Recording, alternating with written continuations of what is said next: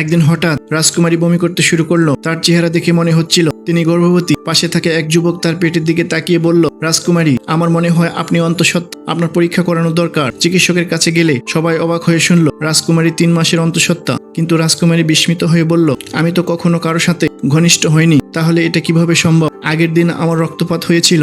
যুবক সান্ত্বনা দিয়ে বলল, চিন্তা করবেন না, আপনার সন্তানকে আমি দেখে রাখবো। ছেলেটি একটি বাটিতে ফলের রস নিয়ে এসে রাজকুমারীকে দিল। রাজকুমারী এক চুমুক দিতেই হঠাৎ পেটের ভিতর থেকে একটি ছোট্ট বাচ্চা ছেলে হাত তুলে ইশারা করলো। রাজকুমারীর সঙ্গে সঙ্গে বমি করতে শুরু করলো। ভিতর থেকে শিশুর কণ্ঠ শোনা গেল, মা তুমি এগুলো খেও না। এই কথা শুনে সবাই স্তম্ভিত। রাজকুমারী কাঁপা গলায় বললেন, তাহলে আমি কি খেয়ে বাঁচবো? হঠাৎ তীব্র ব্যথা শুরু হলো। চিকিৎসক জানালেন, অবস্থা ভালো নয়, বাচ্চার পজিশন ঠিক নেই, এখনই ডেলিভারি করতে হবে, কিন্তু এর জন্য বিশেষ যন্ত্রপাতি লাগবে। যন্ত্রপাতি আনা হলো। চিকিৎসক যখন কাঁচি হাতে নিল তখন পেটের ভিতর থেকে সেই শিশুর কণ্ঠ ভেসে এলো, মা তোমার পেট কাটবে, আমি এক ধার্মিক শিশু।